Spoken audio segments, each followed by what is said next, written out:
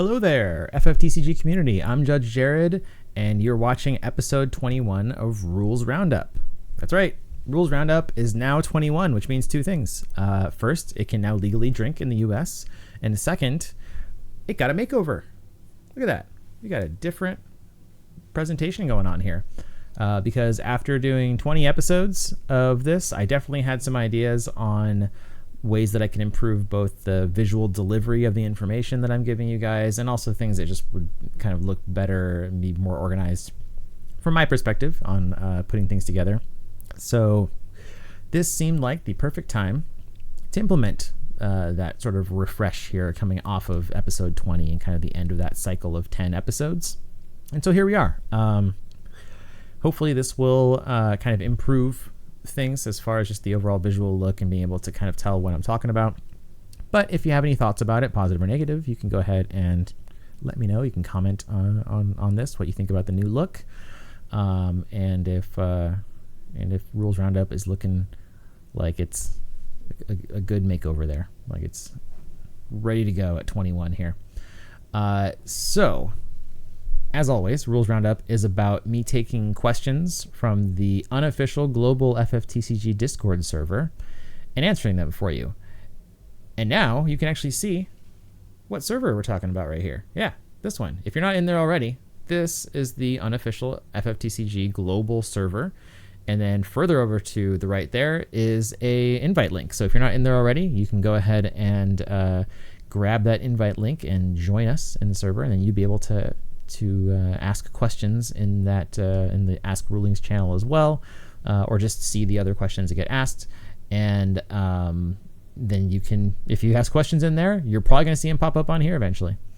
But anyway, so I take the questions that were asked over the last week in that server and go over the answers to those questions with all of you to explain not just what the answer is, but what the rules are behind that answer.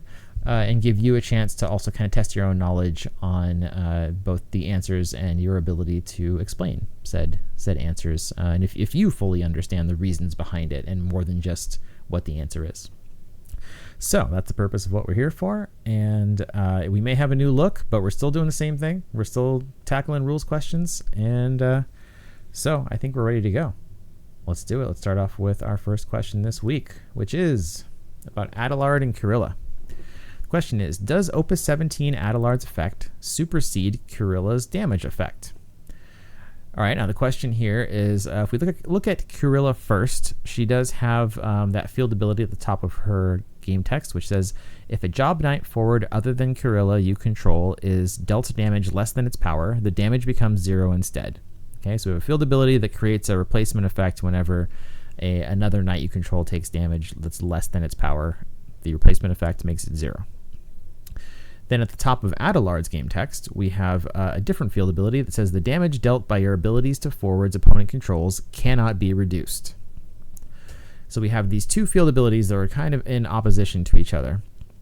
And the first thing I want to point out about this is that whenever we have an effect that says you cannot do something, that is an extremely powerful effect, because something that says you cannot do something is going to override either another card or even a rule that says that you can do that thing. If there's an effect that says you cannot do it, that is always more important. That is always the overriding one here. So if you have two things that disagree with each other, one says you can, one says you can't, the can't wins. So Adelard says that if you were going to reduce damage, not anymore. You're not reducing it anymore. Now the other thing that might be confusing here about Curilla's effect is the way that hers is worded. It doesn't actually use the word reduce, does it? If you look closely, you don't see the reduce word anywhere in that. It says the damage becomes 0 instead. So there's an argument to be made when you're reading this card. You go, well, it's not reducing it. It's just making it become 0. And that wouldn't be a completely meritless argument, because we do have other cards that act that way, specifically cards that change that set a forward's power. When it says that a forward's power becomes something, that is not considered increasing or decreasing. I guess reducing is what I'm looking for. It's not considered increasing or reducing a forward's power. So if you have, for example, the Lulu auto ability that says the forward's power becomes 5,000, if they were 7,000 before, because the word there is that it becomes 5,000, it's not considered reducing its power. It's just becoming something different. So we have that rule, which says that becoming doesn't count as increasing or reducing. And then we have here the same word, becomes. So it seems like, well, if the damage becomes 0, we're not reducing, right? We're just making it become 0. Now, unfortunately, this is one of those awkward translations because it has been ruled over and over and over again that these effects that make the damage become 0 is counted as reducing it. So I wish they didn't use this wording. I wish they had instead decided to go with a translation that would say if it's dealt damage less than its power, the damage is reduced to 0 instead. That would have made it clearer. It would have made it obvious that we're still reducing. That's better than just becomes 0, but we were stuck with this wording. They've been using it for a long time. It ain't going anywhere. So you have to be aware that damage becomes 0 is considered reducing power. And kind of, if you get into the history, when they started introducing that concept, it came from the first time they had a card like Adelard that made it so you couldn't reduce damage, which was the Ku Chaspel backup. At that point in time, they wanted that Ku Chaspel to be able to stop effects like Curilla's here, except that back then they worded those differently. They didn't say the damage became 0. They said that it just doesn't take damage. The old Minwu effect, if you've ever seen Opus 1 Minwu in the way that it's worded. So they errated a whole bunch of cards that had that to make it say the damage becomes 0 instead, which changed the rules around how those effects worked, specifically so that Ku Chaspel would negate that from stopping what they were doing. And then fast forward to now, and we still have the same kind of overall idea, but the wording's awkward. So all of that to say that Adelard does stop Curilla's effect from replacing anything. All right, next up. If I have Atomos in play and I cast a backup triggering it, can I activate the backup that I cast? Great question, because Atomos has a lot of awkward timing around when its auto ability triggers and what it can do and when it will or won't trigger. So the auto ability says during each turn, when you've cast the second card you've cast, choose up to 2 backups and activate them.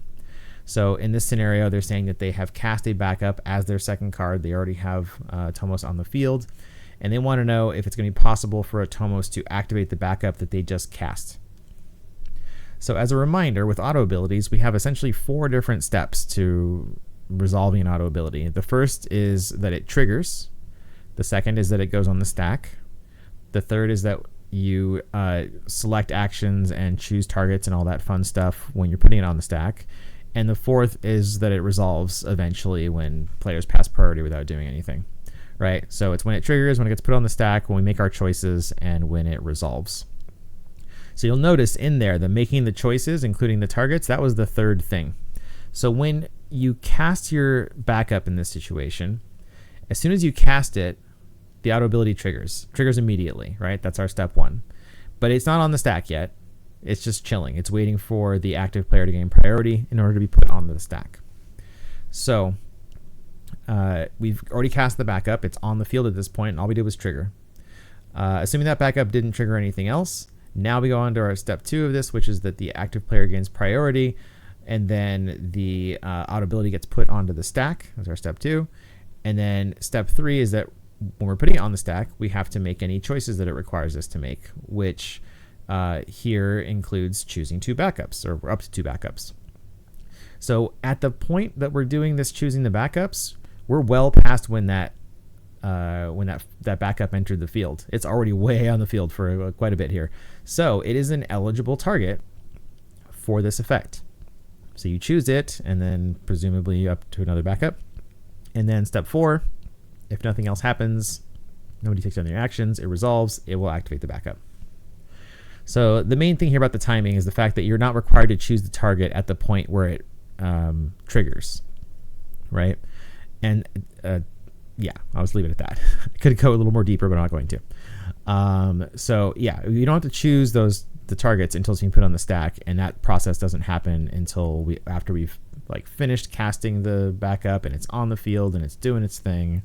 So absolutely, you can activate the backup that you cast and get some extra value out of that.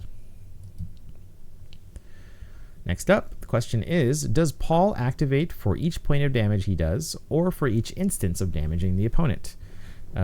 E.g., while empowered by Behemoth, will Paul activate twice for having dealt 2 damage in a single attack? A lot of you probably haven't seen Paul before.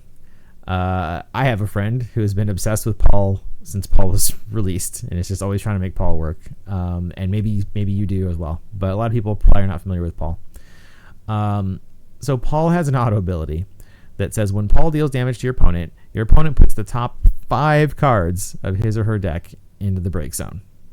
So yeah, the trigger event is when he deals damage to your opponent, and then they have to put the top 5 cards of their deck into the break zone, which puts them a whole lot closer to decking out than they were beforehand, especially because he dealt a point of damage, which means that there's actually 6 cards going off of their deck, if you think of it that way. However, the person asking this question is trying to do Galaxy Brain version of Paul, which is they're looking at Paul with Behemoth, and Behemoth's effect says when it's put into the break zone, you choose one forward you control. Until the end of the turn, it gains if this forward deals damage to your opponent other than by its ability, the damage becomes 2 instead. So their Galaxy Brain moment here is they're going, aha, okay, I'm going to resolve this on Paul so that Paul deals 2 damage instead. And now they're asking what happens when he deals 2 damage. Is that going to cause his auto ability to trigger twice? Which would be wild if it triggered twice, because if it triggered twice, now they're taking a damage, putting 5 cards. Actually, they would have to do all the damage first. They're taking 2 damage and then triggering this twice. And then when it resolves, putting an additional 10 cards from their deck into the break zone, in addition to the 2 that went to the damage zone. So unfortunately for the Galaxy Brain person here, it doesn't work that way. And it all comes back to looking at what the trigger event is for Paul's ability. And the trigger event says when Paul deals damage to your opponent. So the way that I always describe it when we're looking at something that triggers off of dealing damage to the opponent, even when we're dealing more than 1 damage, it's still considered 1 instance of damage. And the way I describe it is it's like when you have forwards that are dealing damage to each other. So if they deal damage to each other, if it's Paul, for example, and he's got 4,000 power and he's getting blocked by something that has 7,000 power, well, Paul is dealing a variable amount of damage, which is 4,000 damage, and the other forward is dealing a variable amount of damage, which is 7,000, but they're each only dealing damage to each other 1 time. So there's a difference in the amount of damage they're dealing, but they're still only doing 1 instance of damage. It's not considered like 4 instances of Paul dealing 1,000 damage or 7 instances of the other one dealing 7,000 damage, or 1,000 damage. And it's the same thing here when we're dealing multiple points of damage. It's 1 instance of damage, but there is a variable on how much damage that 1 instance of dealing damage is doing. So because of that, Paul is only going to trigger once for this. Now, that being said, even if you use Behemoth on Paul, now that's an additional card that came out of their deck. So by the time this beefed up Paul finishes what he's doing, there's 7 cards less in the opponent's deck than there was before. But it's not quite the mega blowout of I just made a quarter of your deck disappear that it might sound like on the surface. So it's a fun idea, but the rules don't support it, unfortunately. Okay, next up. Does Iroha increase the 1k damage per samurai by 1k to 2k? Or does Iroha add an additional 1k on top of the total viewed by Cyan? So, Iroha here has a field ability that says if a fire character you control deals damage to a forward, the damage increases by 1,000 instead. It's one of those things that on its face, just that ability by itself, pretty straightforward, right? Fire character you control deals damage, just bump it up by 1,000 damage. Now, Cyan has an auto ability. It says when a job samurai or a card name samurai you control attacks, deal 1,000 damage for each job samurai or card name samurai that you control to all the forwards opponent controls. So the reason for asking this question has to do with the wording of Cyan's ability. And there's a lot of effects that we have that are worded this way. Specifically that it says deal 1,000 damage for each and then XYZ, whatever it is afterward. And in this case, it's for how many samurai you have. So it says deal 1,000 for each. And This is almost kind of related to the Paul example I just gave before, where I was saying that when forwards deal damage to each other, they're dealing one instance of damage. They're not dealing a bunch of little 1k damages. The way this is worded, it would make sense for somebody to look at it and go, well, it's dealing 1,000 damage for each samurai. So if I attack with Cyan and I have 5 samurai, that means I'm dealing 1,000 damage for each, right? So I have 5 samurai, so I'm dealing 1,000, 1,000, 1,000, 1,000, 1,000. And you might think that we're just poking 5 times, 1,000 for damage for each samurai. And so they're asking this question because if that was the way that we were handling this, if it's 5 instances of 1,000 damage, Iroha says when a fire character you control deals damage, increase the damage by 1,000. So suddenly that 5,000, if we're increasing it by 1,000 each, now it's 2,000, 2,000, 2,000, 2,000, 2,000, and now it becomes 10,000 damage. And that's very different than the other way that this could be interpreted, which if you think of it as deal 1,000 damage for each, and then if we use that as a calculation where we come out with a total, and then after we've calculated that total, now we use replacement effects on it like Iroha, that makes it now 6,000 damage, right? Because we've calculated it all into one 5,000 damage packet. And then before we deal that packet, Iroha goes, oh, hold on, one more. And then we make it 6,000. So 2 different ways of interpreting it. And the way that is correct within the rules is the second way, which is a bummer if you wanted Iroha to like make fireworks with all this samurai stuff. But yeah, when they word it as deal 1,000 or deal some number, it could be 2,000. There are cards like the new 12 cards that some of them, it's 2,000 for each. I think it's a Zima is 2,000 for each of the 12 you control. So deal X thousand for each XYZ. Even though it's worded that way and it can come across like it's separate little instances that we're just like doing multiple of them depending on how many of that we have. It's not that. It's just that we're doing a calculation, and the variable in here is, in this case, how many samurai we have. And so that just affects what our output is. And then our total output is going to then be boosted by Iroha before we reach our final number, essentially there. So kind of like the Paul and Behemoth situation, it's not as cute as it looks. I mean, I always like people's ingenuity. We're trying to come up with interesting rules stuff and trying to find the little niches and stuff. But this one, unfortunately, doesn't work either. So yeah, Cyan with 5 samurai attacking with Iroha on the field, you would deal 6,000 damage to all the forwards point controls and not 10,000. All right. Can I ask a judge in private for a card's text without letting my opponent know? I don't tend to get a lot of questions, or rather the Discord doesn't tend to get a lot of questions about kind of event stuff. So like judging stuff at an event, like something beyond just rules interactions. So it's always interesting to tackle one of these because those of you who have either never gone to an official event or don't have as much experience in official events, it might be really important or new information to you. So what they're asking here is, let me give an example. Let's say they have the opponent plays the new Ferris, right? And the new Ferris has an auto ability that says, when Ferris enters the field, you may search for one card named Lena and add it to your hand. And then they're trying to decide if they want to, like, I don't know, Amaterasu it or something, but they don't remember what Lena's text is. And there's multiple Lenas, obviously, but like maybe there's one in particular that they are expecting or they're aware of, and they want to know Lena's text before they decide whether to Amaterasu it. So let's say then they call over a judge. Before they just pause the game, and somebody goes, judge, calls the judge over, and they want to ask the judge what Lena's text is, but they don't want to let the opponent know that they're asking the judge what Lena's text is. So that's just an example. I don't know what they meant, like, or if they had an idea in mind for this question, but I'll just use that as our example. So the answer to this, though, is no. You cannot ask for the card's text without letting the opponent know. And this is actually really important to help understand a broader rule here with this, which is that you can never ask a judge for private information during a match about anything. You can't ask them to like step aside and ask them something quietly, or you can't ask them a question about cards that are in your hand and like point at them without the opponent knowing what you're pointing at.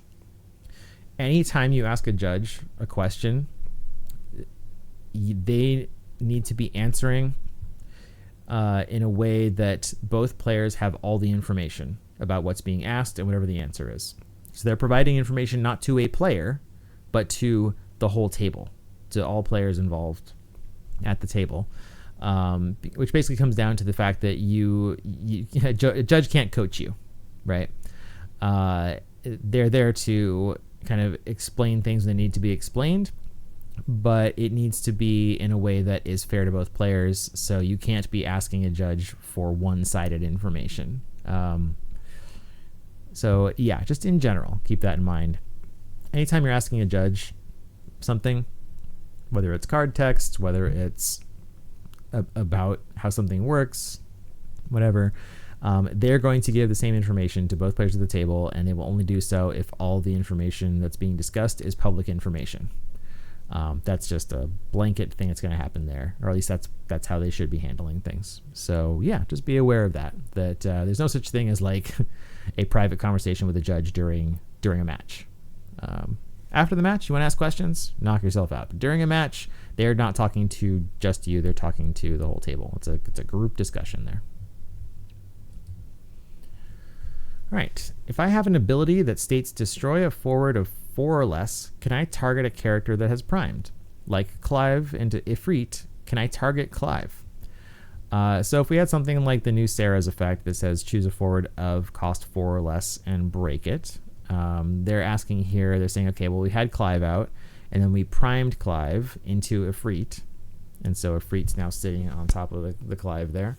And so their question is, because Clive was a cost 3 forward, and Ifrit's a cost 6 forward, they're like, would that be a valid target for Sarah, right? Would Sarah be able to break it?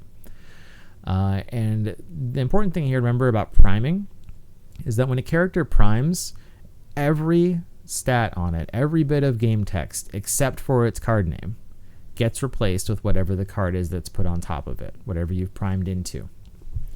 Everything gets replaced. So the cost, the category, the job, the card type, not that we have a lot of those things, they're not relevant, they're always the same so far, but they could be different, right? But the card type, the power, all the regular abilities in game text, the serial number, all of that gets replaced. The only thing that stays from the original card is that it keeps and retains its original card name in addition to the new one. So what that means is that when Clive primes into Ifrit, he's now a 6 CP forward. That 3 CP that's on Clive doesn't matter. Nothing on Clive matters anymore except for the fact that he is card name Clive. Everything else is Ifrit's text. So because of that, a card like Sarah would not be able to target Clive, this primed Clive Ifrit, because it is a 6 CP forward. It's cost 6, so it would be invalid there. Now, this is a question about priming, and so because of that, you know what time it is, right? You know what time it is. I know we have a new look and everything, but you better believe that it's still shameless plug time. That's right, it's shameless plug time, because I did a video about priming there called Judge Jared Explains Priming. So this question about what the primed character keeps and doesn't keep from the forward that primed into it, it's answered in that video. Oop, gotta make sure I point the right way. It's answered in that video for sure. So if you haven't seen it, you should go watch it. And if you have seen it and you didn't know the answer to that question, maybe you go rewatch it. But yeah, so shameless plug. Go watch my priming video. It answers questions just like that one. Because if you watch that and you just like lock everything away there on how priming works, you will know the answer to that question. Anyway, moving on. Can you Amaterasu Yuzuki? She says if, so I'm wondering if it's a replacement effect because it says instead, or if it's an auto because it says if. So Yuzuki's first ability here is what we're talking about. Actually, it's both of them, really. They both are worded the same way. They just do slightly different things. So the first one says, if a fire forward you control is dealt damage by your opponent's abilities, the damage becomes 0 instead. And the second one is, if a water forward you control is dealt damage, reduce the damage by 2,000 instead. So they're absolutely right when they said they're wondering if it's a replacement effect because it says instead, and that's 100% right. If an effect says instead is a magic word in FFTCG. Instead means it's a replacement effect, right? That's the only word that we use for replacement effects. So if you're ever wondering, is it a replacement effect? Does it say instead? That's your answer right there. So both of these are replacement effects. Now that being said, there are different ways to end up getting replacement effects. They can come from different types of abilities. So the question here is if Yuzuki's ability is an auto ability or not, because they're wondering if they can Amaterasu it. So for identifying auto abilities, what we're looking at there is one of two wordings that they use. One is if they use the word when. So if when is somewhere in the ability, it's an auto ability. And the other one is if they use at the. So you have like at the beginning of the attack phase, at the end of the turn, at the start of your main phase 2, something like that. But it's always at the X. That's the other way that we get auto abilities. So you're looking for when or at the. Because I'm a completionist on things, I will point out there is a third one that's whenever. The early days of FFTCG, they used the word whenever on a couple of cards. They stopped using that. They just went, why would we say whenever when we could just write when? But just to be clear, there's a couple of ones that slip between the cracks there that say whenever, that don't fit those first two. But I guarantee you, after about Opus, 3, maybe 4 or something like that, every single auto ability has either when or at the somewhere in the ability. Usually it's the first word. So if we look at these abilities, they do not have the word when. They do not have at the. And for completion's sake, they don't have whenever either. So because they don't have any of those, it is not an auto ability. And if it's not an auto ability, then obviously it's not an action ability or a special ability because it doesn't have a cost and it doesn't have a little colon there to show us the cost and effect. The only option left is that it's a field ability, and that's what both of them are. So both of these are field abilities, which means that they cannot be hit with Amaterasu because Amaterasu only targets auto abilities, and field abilities just don't use the stack anyway. So it's not really easy to target field abilities. You have to actually just target the character with the abilities and then remove their abilities that way. So yeah, Amaterasu is not going to save you from Yuzuki doing Yuzuki things. All right, boss deck damage question. The rules say if the boss player's forward makes an attack that is not blocked, all of the hero players receive 1 point of damage simultaneously. Does this mean that both or all 3 heroes each take 1 point of damage respectively, even if only one of them was attacked?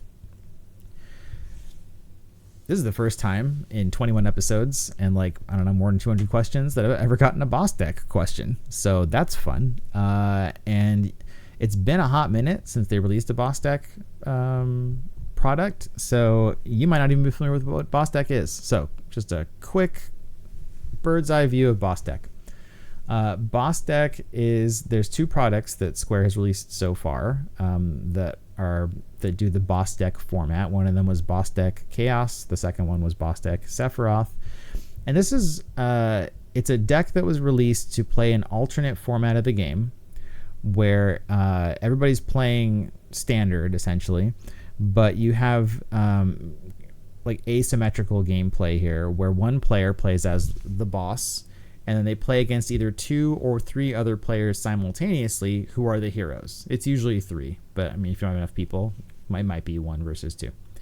And then the boss deck has versions of cards that do exist, but they've been souped up in what their effects do. So it's like they've juiced up what they normally did and just made them much better. All the boss deck cards have a serial number that has a B on the bottom of it, so it's very clear that it's a different serial number. All cards with a serial number that has a B are not allowed in any other format other than playing boss deck. So it's a very casual, for fun format. It is fun, for sure. But there's a lot of rules around how to make this work when you have a 3 versus 1, because it's just so different from every other format that they had to come up with the rules about how all of this plays out. There's a little rules pamphlet it comes with, and I'm not going to go over everything about boss format, but that's the basic structure of it, is that you're playing usually 1 versus 3.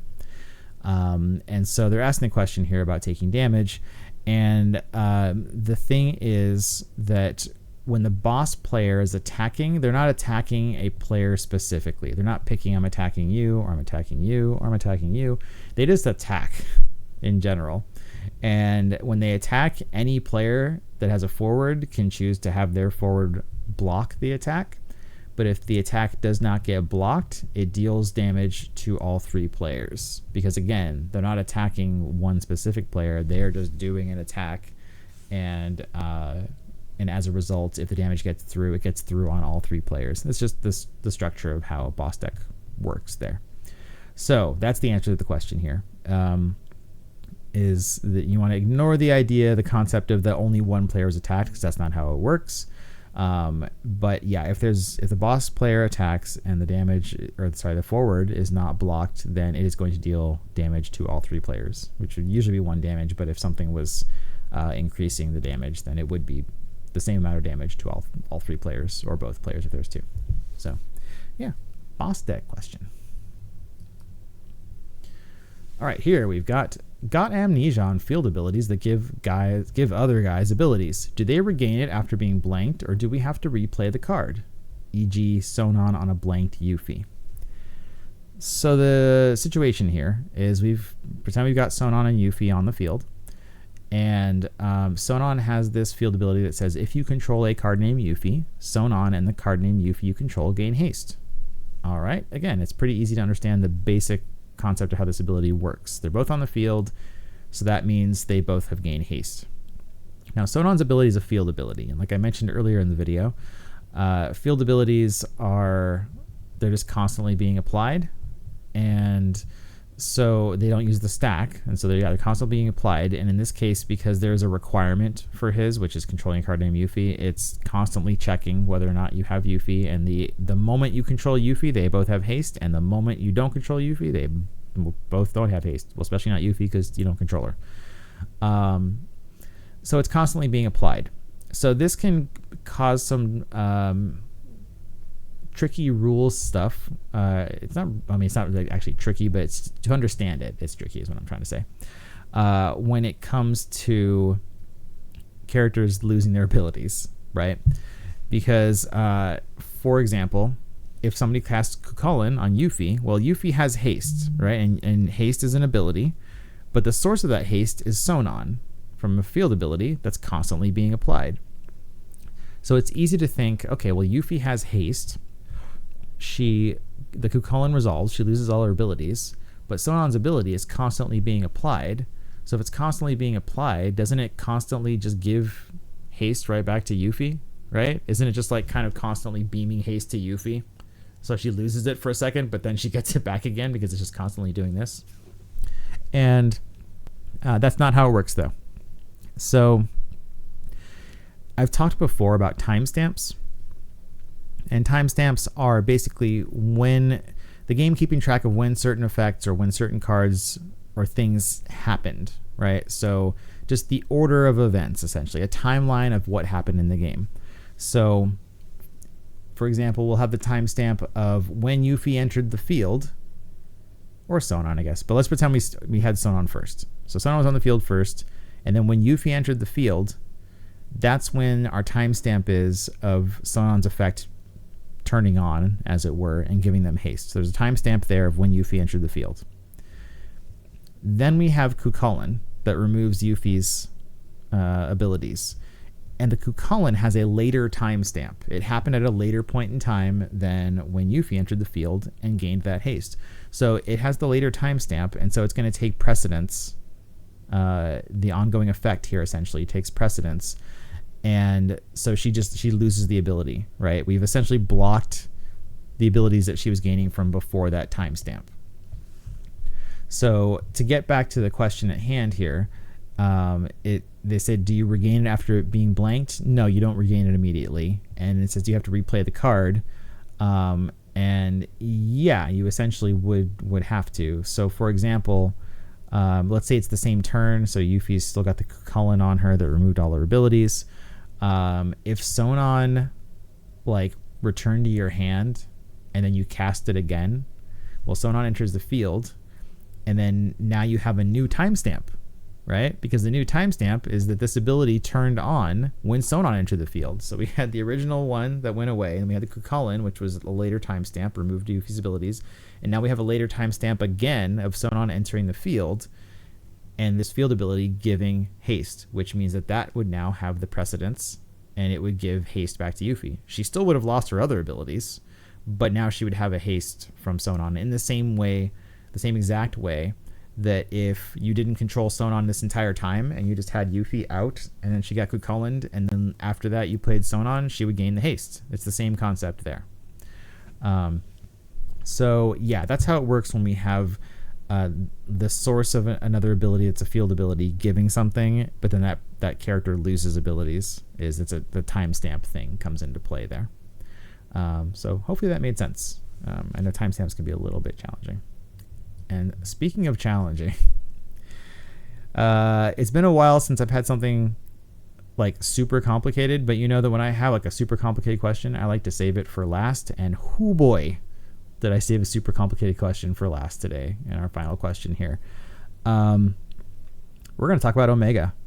And if you've never seen Omega before, I'm sorry that you're exposed to it now. But if you have seen it before, you know that it is a cluster of a card, let's say.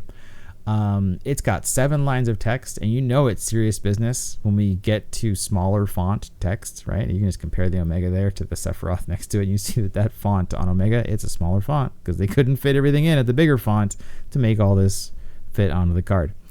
And it feels like Omega was a card that was designed to be on a judge test, to be honest, because there are just so many weird things about it.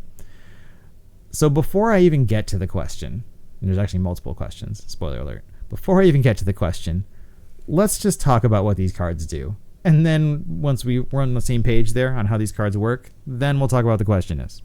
Sephiroth's the easy one. All we need to know for the purpose of this question is that Sephiroth has an auto ability that says at the end of each of your turns, choose one dull forward other than Sephiroth, break it. Cool, that's the easiest part we're going to have this entire question. Auto ability that you just choose a dull forward at the end of the turn and you break it. Great. Omega, on the other hand. So Omega has 2 abilities. The first one is, I'm just going to read it and then I'll break down how all of it works. First one says, at the end of each player's turn, if there is no weapon counter placed on Omega, place 1 weapon counter on Omega. If 1 or more weapon counters are placed on Omega, Omega deals your opponent 1 point of damage and remove all weapon counters from Omega instead. I've always joked that Omega is a card that needs a flowchart, right? It needs a flowchart because it's an auto ability and its trigger event is at the end of each player's turn. Okay, so Omega in a vacuum. Forget Sephiroth for a second. Omega in a vacuum. At the end of the turn, this auto ability goes on the stack. And then here's where our flowchart starts. When it goes to resolve, we have one of two situations. One is that we have 1 or more weapon counters already placed on Omega, and then 2 is we have no weapon counters placed on Omega. All right, so flowchart. If we're going to do 0 weapon counters placed on Omega first. So we go down to there, and it says if there's no weapon counters placed on Omega, place 1 weapon counter on Omega. Yay, that part's easy to understand by itself. Okay, so end of the turn, auto ability triggers. If Omega has no weapon counters, Omega now has a weapon counter, and then the auto ability is done. Okay, that's one version of events. The second version of events, auto ability triggers. It goes on the stack. It resolves. Omega does have at least 1 weapon counter placed on it. Now, Omega deals 1 point of damage to the opponent, and then however many weapon counters Omega has, we wipe them all out. That's your second possibility. So possibility 1, no counters, it now has a counter. Possibility 2, has counters, deals damage, no longer has counters. All right, that's our 2 different ways that auto ability are going to resolve. Separate from that, we have another auto ability for Omega that says, when Omega is chosen by your opponent's summons or abilities, you may remove one weapon counter from Omega. If you do so, Omega gains Omega cannot be broken until the end of the turn. So when Omega is chosen by something, this triggers, it goes on the stack, and then when it resolves, the Omega player can decide if they want to remove a weapon counter. If they do, Omega gains that it can't be broken until the end of the turn. And this is one of those rare if you do so auto abilities, not a when you do so it doesn't create another auto ability. It's just if the weapon counter gets removed and you decided to do it, then poof, we just resolve the rest of it, and now it can't be broken until the end of the turn. Okay. Hopefully we all understand how Omega works now. And then Sephiroth's the easy part here. If you don't understand, just rewind the last, couple minutes and then just watch that again. Let's get to the questions here. So, hi, I had a question about the interaction between Omega and LB Sephiroth, specifically in the instance of targeting a dull Omega with a weapon counter at end of turn. To my best understanding, LB Sephiroth triggers at the end of the turn player's turn, so they choose Omega, who then has the option of removing a weapon counter to make it so Omega cannot be broken until the end of turn, and they do so. Then, the end of turn effect from Omega is put on top to either add a weapon counter or deal a point of damage. So my questions are, is that ordering of the stack correct? All right, I'm going to come back to the other questions here because I just want to, let's just tackle this kind of one bit at a time without too much information. So what they're saying their understanding is they're saying the situation is it's the end of the Sephiroth player's turn. We go to the end of the turn. Sephiroth's ability triggers. Omega's ability triggers. They need to be put on the stack. Because it's the Sephiroth player's turn, Sephiroth's ability needs to go on the stack first. It goes on the stack. It chooses its target, which is Omega, who's dull. And then that's going to trigger Omega's other auto ability, the second one, that you get to remove a weapon counter to make it not able to be broken.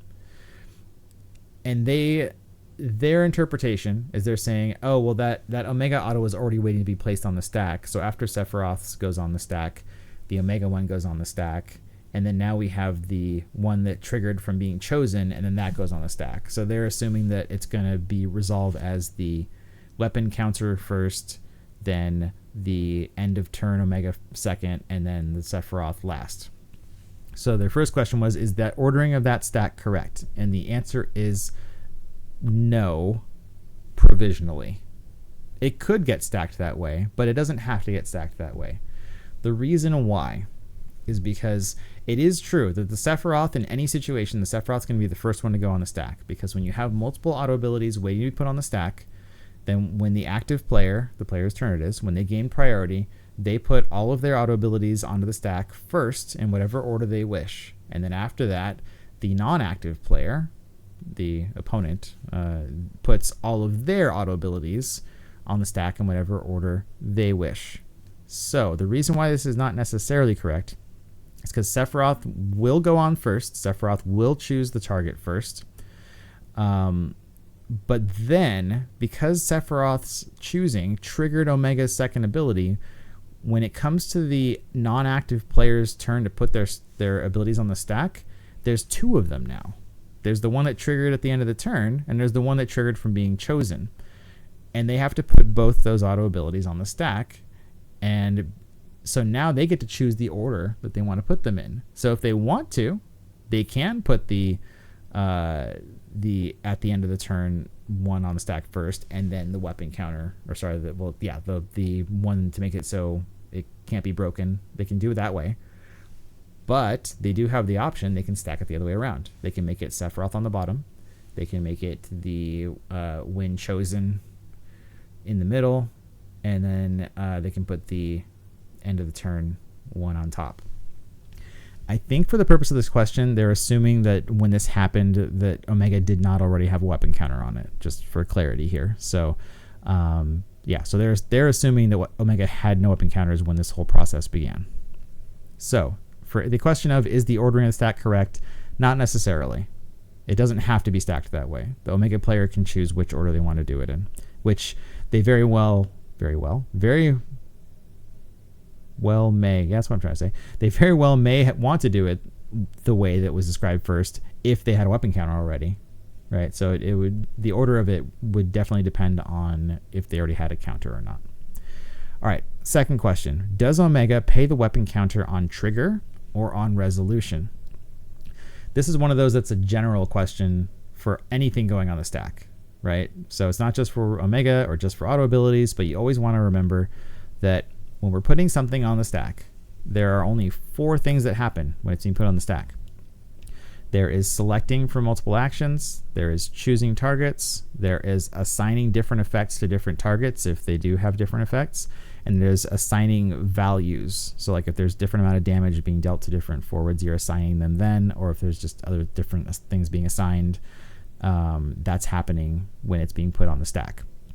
I want to say that the old Kefka that splits the forwards into 3 different groups, I think that counts as assigning as well, and so you're assigning them to different groups. So those 4 things are the things that happen when any effect is going on the stack. If it's not one of those 4 things, it doesn't happen until resolution. So when they're saying, does Omega pay the weapon counter on trigger or on resolution, this is not one of those 4 things, right? It just says you may remove 1 weapon counter from Omega. And it's not one of those 4. So that means the answer is that we're not choosing whether, or selecting, I don't know, I want to say choosing because we're not choosing, but we're not deciding to remove a weapon counter from Omega until it resolves. Okay, so that's question number 2. The third one is, if it is on trigger, does Omega add a weapon counter or does it do a point of damage? Well, we're not choosing on trigger, so this question is kind of irrelevant. But whether or not Omega would add a weapon counter or do a point of damage just depends on how they stacked these 2, what order they stacked them in, and if Omega had a weapon counter in the first place. So basically, we still would resolve that at the end of the turn ability for Omega the same kind of independent of this question. We just always resolve it the same way. It's that flow chart that I mentioned, right? Where it's, when you go to resolve it, does he have no counters? Well, he's got one now. Did he have a counter? Well, not anymore, but he dealt the damage. I don't know why I've decided Omega's male, not necessarily. I don't know what Omega's gender is. I should say it. Anyway, so that's the third question. Fourth one is, if it is on resolution, and it is, so this one is important. If it's on resolution, can Omega not gain the cannot be broken until the end of the turn since it has no weapon counter to pay? Again, this comes down to how they stacked the abilities. So if they stacked it so that we do the at the end of the turn first, and I'm again assuming that Omega didn't have a counter to begin with, right? If we stack it so that the at the end of the turn resolves first, and then the when Omega is chosen resolves second, then the resolution will be that we'll resolve that at the end of the player's turn 1. Omega had no counters, so now it gains a counter. And then we go to resolve the when it's chosen ability, and then now we can decide to, because we have the counter from the ability that already resolved, we can remove the counter to have it gain cannot be broken until the end of the turn. If they flipped it for some reason and they decided to resolve the other one first, then they would resolve that the one about being chosen. At that point in time, they would have no weapon counters, so they can't actually decide to remove one because it's not possible. So then nothing happens with that. Then we would resolve the at the end of the player's turn auto ability. Omega would gain a weapon counter, and then we would resolve Sephiroth, and Sephiroth's ability would break Omega because it's too late at that point. We've already resolved the other abilities, so you can't remove the weapon counter now. So again, it all comes down to how the Omega player decided to order the 2 abilities on the stack. Final question. Does the cannot be broken until the end of turn even matter, since it's removed in 9.5.1.3.2? And if you're not familiar with what they mean by 9.5.1.3.2, they're talking about in the comprehensive rules, when they explain the different steps for resolving things and also the different steps of phases, they have them all sectioned off like this. So it's like paragraph numbers and stuff. It's all reference stuff. So you're in like the 9th section, the 5th subsection of that, and so forth. So we're talking about different portions of the end phase here. And so they're saying, does the cannot be broken even matter? Because we're in the end phase, and in the end phase, there's a step where all the abilities that say they wear off at the end of the turn, or sorry, all the effects, I should say, that say that they last until the end of the turn, all get removed anyway. And it does matter. And the reason it matters is because when we're doing all these auto abilities that are triggering and resolving and all that, we're in an earlier step of the end phase than the one that's listed here. So they're talking about 9.5.1.3.2. And for those of you who know and care, all these auto abilities are happening in 9.5.1.1, which is earlier up in the end phase. So it is relevant to have the cannot be broken, because in the situation where we did remove the counter and make it so Omega can't be broken until the end of the turn, well, then when we resolve Sephiroth's ability tries to break Omega, but Omega cannot be broken. And so it's absolutely relevant because you just stopped Sephiroth from breaking Omega. Now, that being said, a couple of steps down the end phase later, you're going to lose that ability anyway. But at that point, we've already resolved the Sephiroth thing, and there's probably, it's not impossible, but there's probably no other effects that are going to trigger or resolve after 9.5.1.3.2. So it's not really going to matter after that point, but it absolutely matters that it cannot be broken at the portion of the end phase that we are in. Then the last part of the question, it says, thanks so much. I know it's a bit of a long one. So, quick recap of their 5 questions. Is that ordering of the stack correct? Not necessarily. They can order it however they want, the Omega player, those 2 abilities. Does Omega pay the weapon counter on trigger or on resolution? It pays on resolution. If it is on trigger, does Omega add a weapon counter, or does it do a point of damage? Well, it's not on trigger, and the answer to that question is just based off of how that ability normally resolves. And then if it's on resolution, can Omega not gain the cannot be broken until the end of the turn since it has no weapon counter to pay? Again, it depends on how they ordered these auto abilities to resolve, and it's basically the same way that it would always resolve. If they have a weapon counter, they can pay it. If they don't have a weapon counter, they can't pay it. Just kind of their choices up to that point is really going to determine whether or not they have a weapon counter on Omega at that point. And then does the cannot be broken until the end of the turn even matter since it is removed in 9.5.1.3.2? It does matter because it's going to save Omega for the rest of that step of the end phase, which is when the bulk of everything that's going on is going to potentially break Omega. And that's the final question. So we're back. We're back here. All right. Well, I hope you enjoyed this kind of new visual presentation for things. I hope that it was kind of cleaner and made it so like both the cards were easier to read and the separation between the questions and the cards themselves was just kind of a better look for things. But again, if you have any feedback you want to give about that, let me know. If you think that for example, the questions, if you want the card text, question text to be bigger, since most of them don't need the entire space there, I might make them bigger in the future for the questions that have that luxury of space. But yeah, things like that. You can let me know if you have any questions. If you want to find me on the various social places on the internet, well, they're all down there. So on Discord, my username is Judge Jared, and that's probably the best way to ask me questions. Probably the one that I respond the most to, or that I see the easiest. But then on YouTube, which you're probably on YouTube watching me here, but on YouTube, you can find me at youtube.com/@JudgeJared, which is also where you can subscribe to me if you haven't already. As of the time I'm recording this, there are 230 of you who have, and you 230 are awesome. And the rest of you who are not part of the 230, you're still awesome, but you could be more awesome if you hit the subscribe button and the like button. Whether you're subscribed or not, you could hit the like button. But that subscribe button, that's a good button. You should hit that one. So there's that. On Facebook, you can find me at facebook.com/JudgeJared. You can see when I upload all of the individual questions from these, and the pictures for the questions. I include the timestamps of where those are answered in the various videos, so you can see the question and then quiz yourself on it, and then click the button and see what the answer is. And then if you want to find me on Twitter, you can find me at twitter.com/JudgeJaredFFTCG. Or if you're already on there, because you're probably on the app, then you just look up that I'm at JudgeJaredFFTCG. Yeah, so that's all the places that I am in, and I think I've covered most of the things here. Yeah, I think we'll just leave it at that. So yeah, thank you for watching. Thank you for being here. I hope that you enjoyed it. I hope that you're enjoying this kind of coming to the end of the season, especially those of you who are either going to Nats or the Last Chance qualifier. And yeah, it's good times right now. We're still in that early set mode where everything's fun. Anyway, thank you so much for watching.